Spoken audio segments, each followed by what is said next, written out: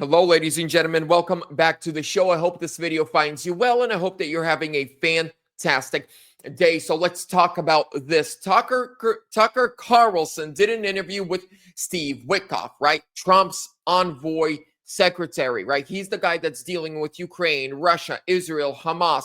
He is Trump's voice when he is talking to other foreign leaders.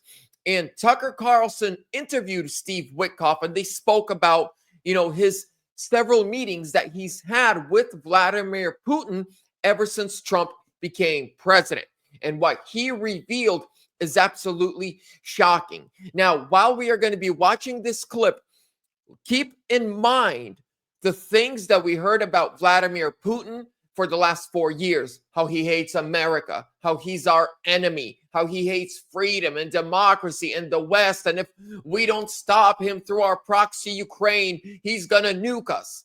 Listen to what Steve Wickoff has to say about that. In the second visit that I had, it got personal.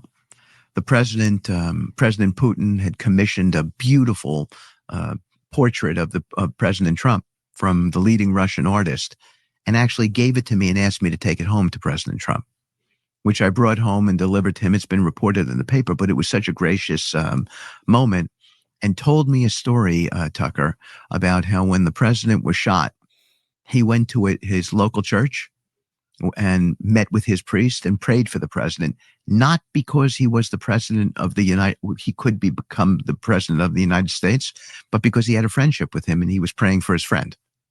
It was, can you imagine sitting there and listening to these kind of conversations? And I came home and delivered that message to our president and delivered the painting.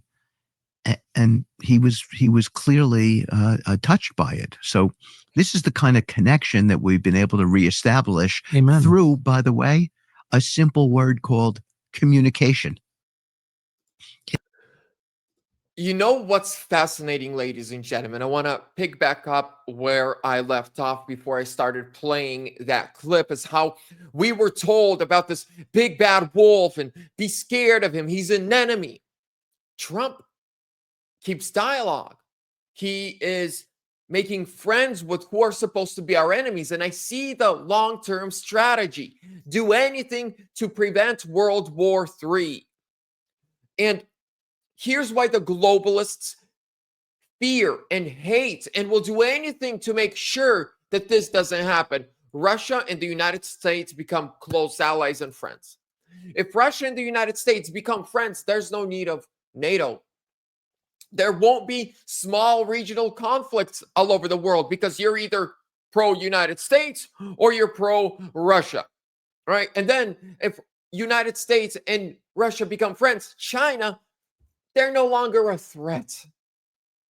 Not only that, but no need for NATO, no regional small conflicts because you're either under the influence of Russia or the United States, no matter where you are in the world. That's it. That's just the reality of it. And if these two countries become friends, well, no more regional conflicts. Plus, the economy of the world would boom. Take the resources between Russia and the United States. Oh my goodness.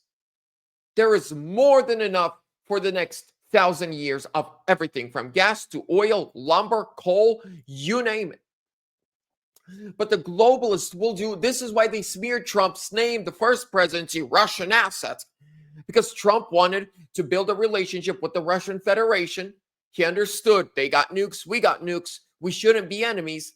And this is why they smeared his name. They made up fake allegations and used fake Russians to go on a smear campaign, ladies and gentlemen. But now, since Trump became president, the way NATO is acting, the way our European partners and NATO allies, the way they treated Zelensky the day after he disrespected our Oval Office and our president, we got to see they chose Team Zelensky.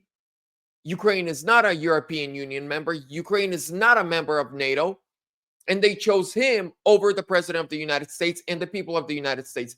So we are right now in a very important time in history where relationships and friendships are being thought about.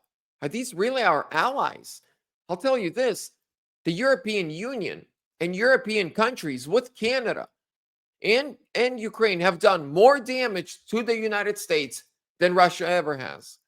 If you've looked at the released Kennedy files, who was behind the death of President Kennedy, who financed it, who planned it, who covered up the truth? Our closest allies.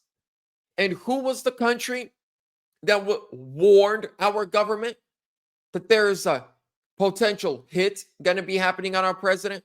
It was the Soviet Union. Interesting, huh? I'm not saying it. The newly released Kennedy files are saying it. But the globalists never want Russia and America to be friends because there's no more money making of war, of fear mongering. And if you want to control the masses, you need war and fear. That's how you control them. But if the people are free, they feel good, and there's prosperity, you can't control them. Ladies and gentlemen, it looks like if things keep going the way they are, and Trump can end this war in Ukraine and really build a good relationship with the Russian Federation to where we are no longer a threat to each other but friends, the world will be a much better place. With that being said, guys, thank you so much for your time. Give the video a thumbs up. Make sure you're subscribed. Leave me a comment. Where did you tune in from? God bless you. See you soon.